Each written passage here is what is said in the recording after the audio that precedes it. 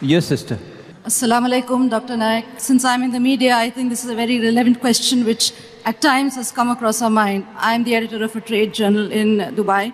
This is pertaining to actually the Al-Qaeda organization and Osama bin Laden.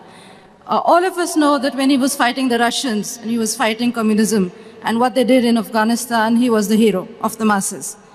Now, many years down the line, this particular hero has turned into a monster. We're all aware of that. Now, my particular statement is this. Journalism is supposed to be objective. It is just supposed to report what you see. You're not supposed to infer anything. You're not supposed to come to any conclusion while reporting. And here, the Western media, they created the rules and they're breaking the rules.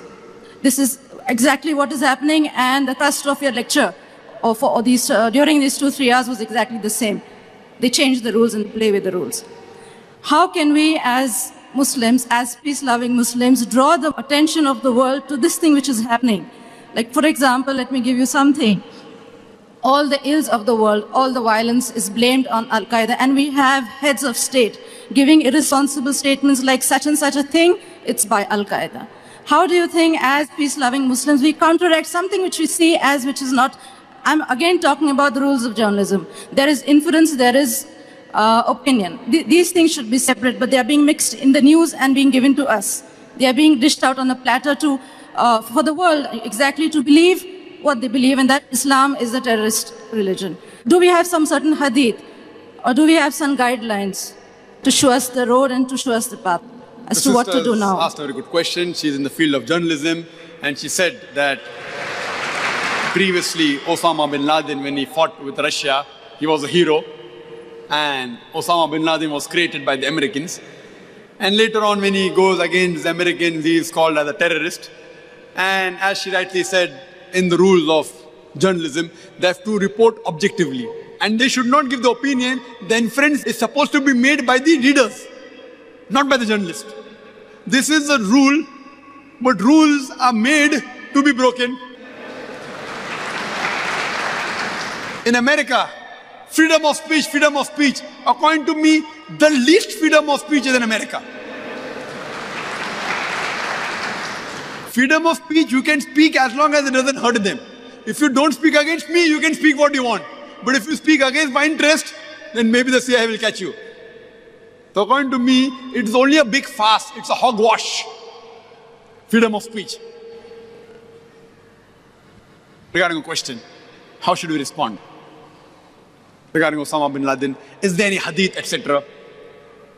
And I was asked this question in Australia a couple of years back.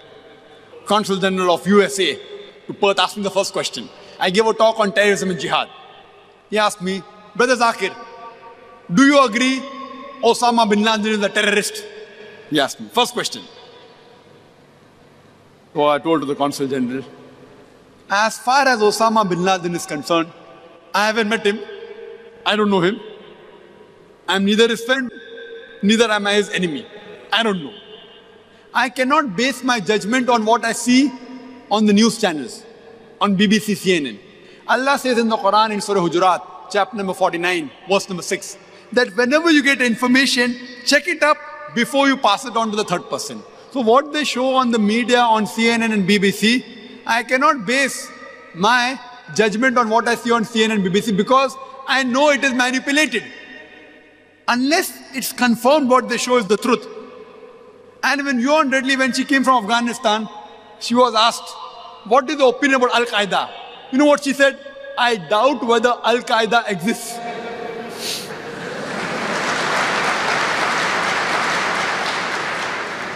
So, if you're going to base on what they show about Osama bin Laden on CNN and BBC, I cannot give my judgment.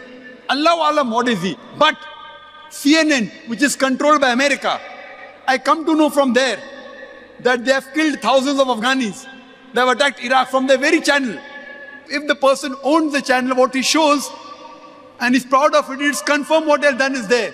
So if you ask me, who is terrorist number one, according to me, it is George Bush.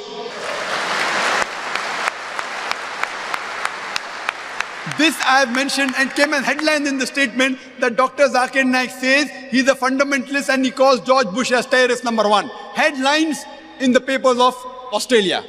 Do you know there was a survey done recently? Recently there was a survey done in the University of Chicago. They did a survey and they gave names of 3 people. 3 people. Number 1, Osama bin Laden. Number 2, Saddam Hussein.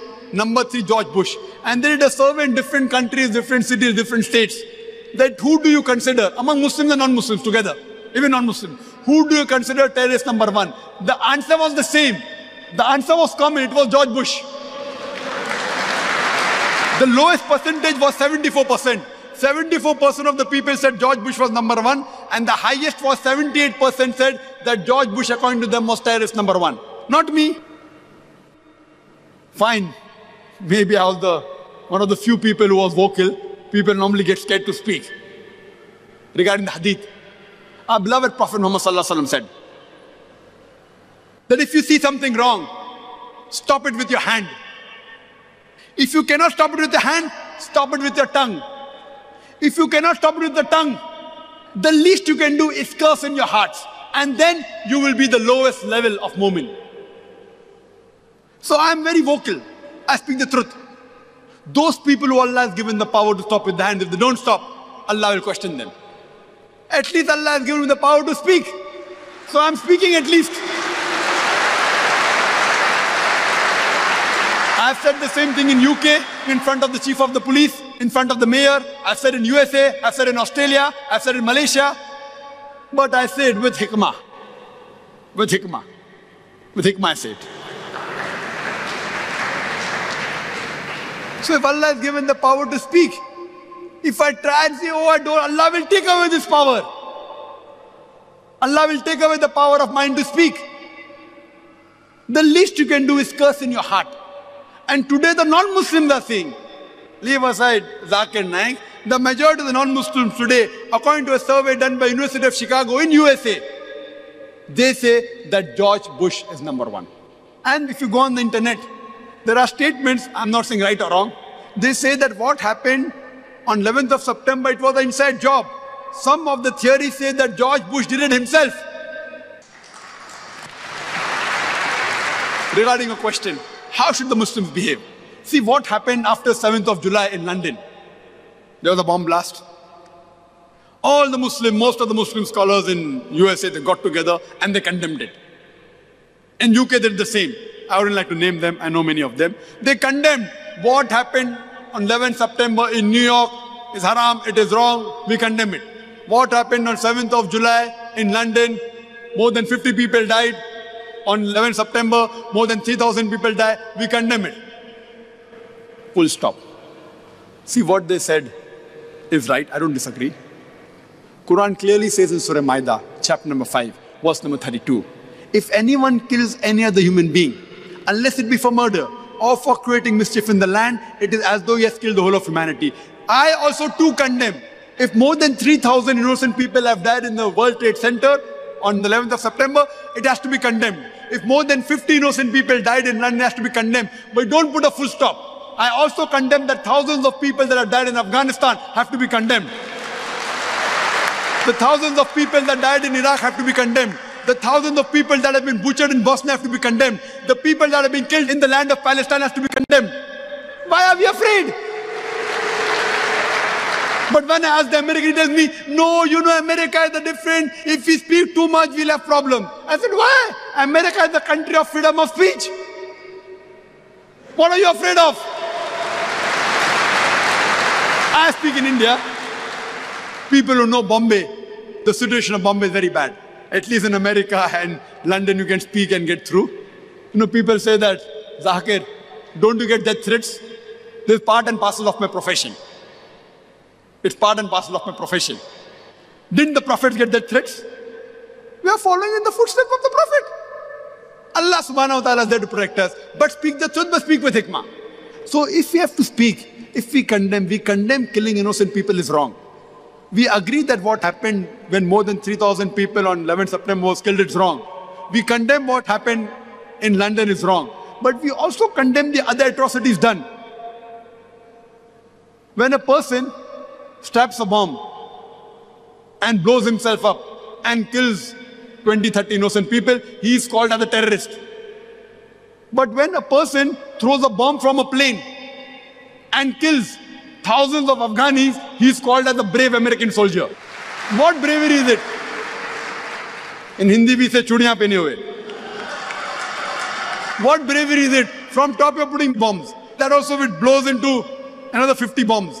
So we should know that Islam is a religion of truth. And I start my talk and I end the answer of this also with the same quotation of Surah Isra chapter 17 verse number 81, which says, وَقُلْ جَعَ الْحَقَّ وَذَاقَ الْبَاطِلِ إِنَّ الْبَاطِلَ كَانَ زَهُوقًا. When truth is hurled against falsehood, falsehood perishes. For falsehood is by its nature bound to perish.